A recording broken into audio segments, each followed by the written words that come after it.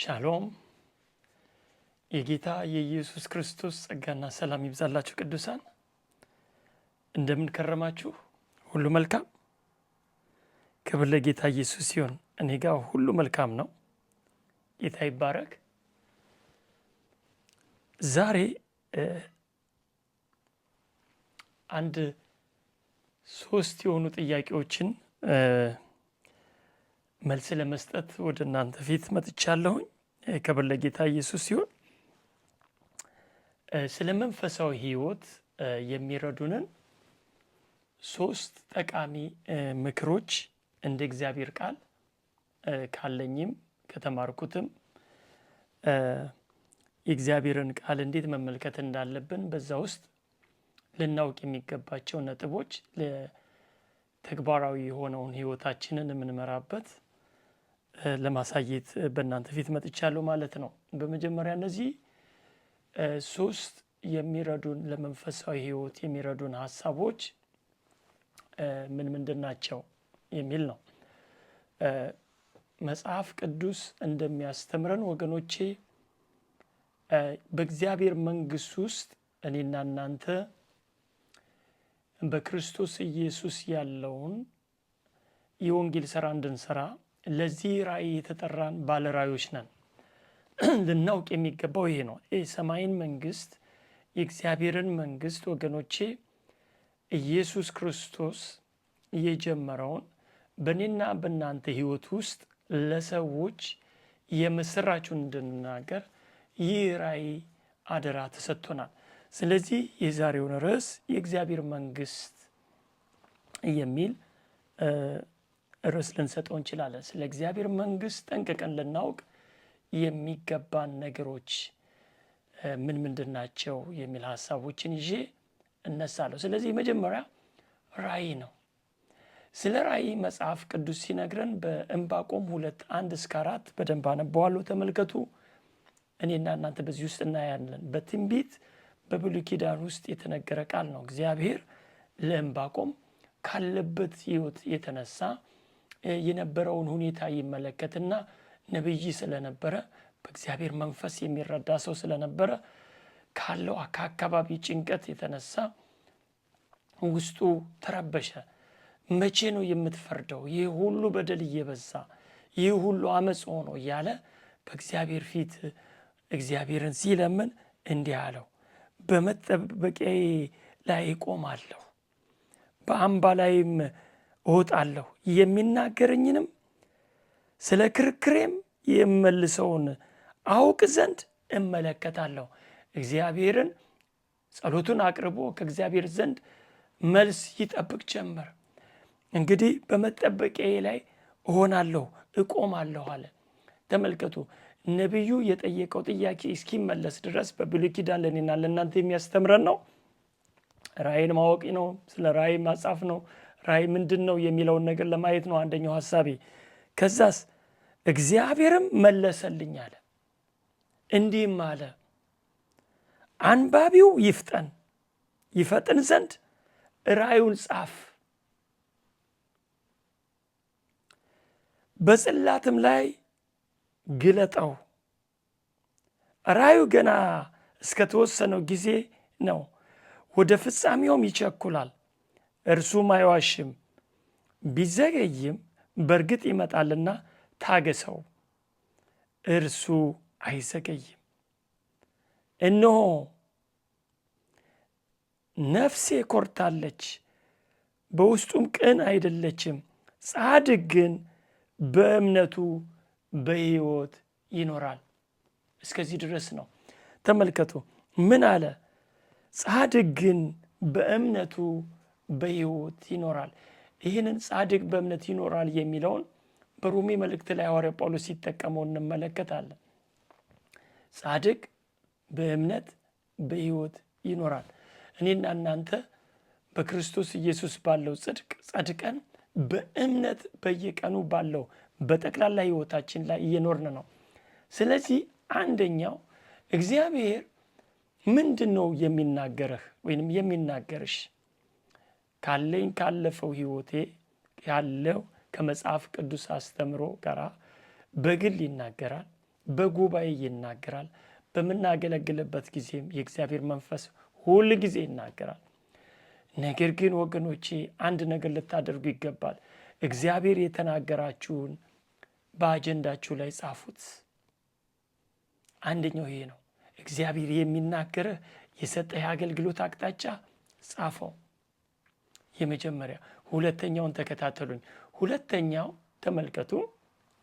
ሁለተኛው ለራስህ የምትነግረው እግዚአብሔር ለራስህ የነገረህን እና ያሳየህን ቃል ተለማመድ። ምን ማለት ነው? የሜዲቴሽን የሚለውን በዚህ በሳይንሳዊ አተረጓጎም እንድተረጉሙት አይደለም፣ መንፈሳዊ ነው። በኢያሱ መጽሐፍ ምዕራፍ 1:7-8 ላይ እንዲህ ይላል። በኢያሱ መጽሐፍ ተመልከቱ። ከ5 ጀምሬ በሕይወትህ ዕድሜ ሁሉ ማንም አይቋቋምህም። ከሙሴ ጋር እንደሆንኩ እንዲሁ ካንተ ጋር እሆናለሁ። አልጥልህም፣ አልተውህምም። ለአባቶቻቸው እሰጣቸዋለሁ ብዬ የማልሁላቸው ምድር ለዚህ ሕዝብ ታወርሳለህና ጽና፣ አይዞህ።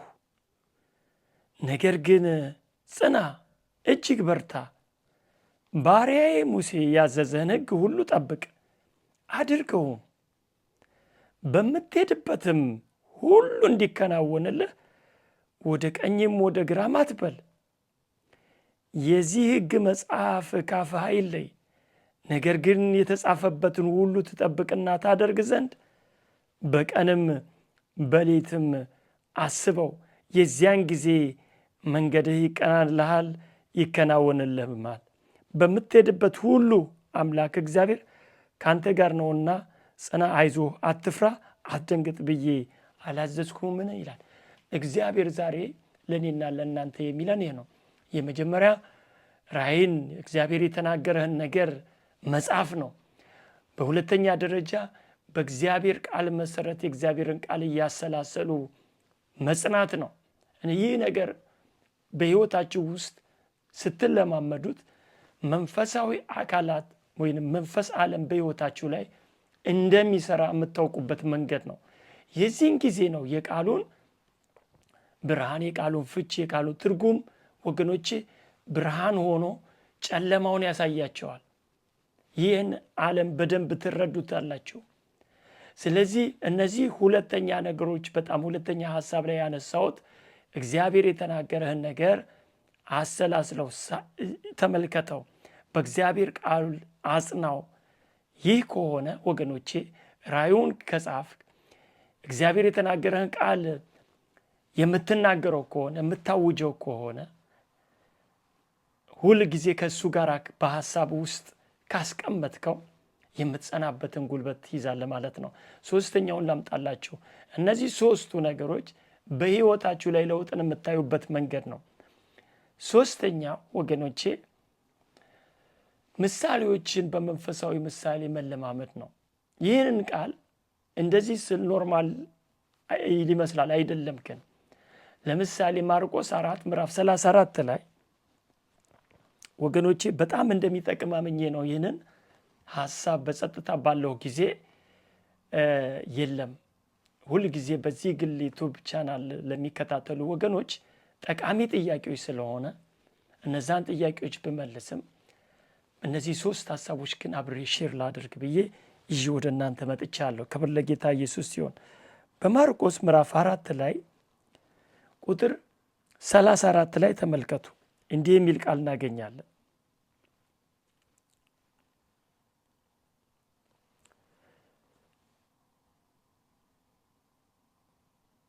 ከ33 ልጀምር። መስማትም በሚችሉበት መጠን እነዚህን በሚመስል በብዙ ምሳሌ ቃሉን ይነግራቸው ነበር፣ ያለ ምሳሌ ግን አልነገራቸውም ይልና ተመልከቱ 34 ላይ ለእኔና ለእናንተ ለብቻቸውም ሲሆኑ ነገሩን ሁሉ ለገዛ ደቀ መዛሙርቱ ይፈታላቸው ነበር ይላል። ስለዚህ በምሳሌ የተነገሩ ቃላቶችን ወገኖቼ ጌታ ኢየሱስ በፈታበት መንገድ ማየት ይኖርብናል። እደግመዋለሁ። በምሳሌ እየሰማናቸው በእግዚአብሔር ቃል ውስጥ በምሳሌ የተነገሩ ቃላቶችን ሁሉ ወገኖቼ የምሳሌውን ትርጉም መንፈሳዊ ምሳሌውን ፍቺ ኢየሱስ በፈታበት መንገድ ማየት ይኖርብናል። የዚህን ጊዜ ነው ለኔና ለናንተ ራእዩ የሚገባን እንድናውጅ ጉልበት የምናገኘው የተጻፈውን የተነገረንን ቃል ራእያችንን ማለት ነው ምሳሌውንም መተርጎም የምንችለው። ክብር ለጌታ ኢየሱስ ሲሆን በእነዚህ 3 ነገሮች ላይ ዛሬ ከ1 እስከ 3 ያነሷቸውን ሐሳቦች በየቀኑ ራሳችሁን በእግዚአብሔር ቃል የምታዩ ከሆነ ባለ ራእዮች ናችሁ። በራሳችሁ ውስጥ የሚሰራውን የቃል ጉልበት ታውቁታላችሁ። 3ኛ የትኛውንም ምሳሌ ኢየሱስ በገለጠበት ቃል ትፈቱታላችሁ፣ ትረዱታላችሁ። እስቲ ላሳያችሁ። በዮሐንስ ወንጌል ምዕራፍ 6 ቁጥር 63 ላይ ጌታ እንዲህ አለ። ተመልከቱ። እንዲህ ይላል፣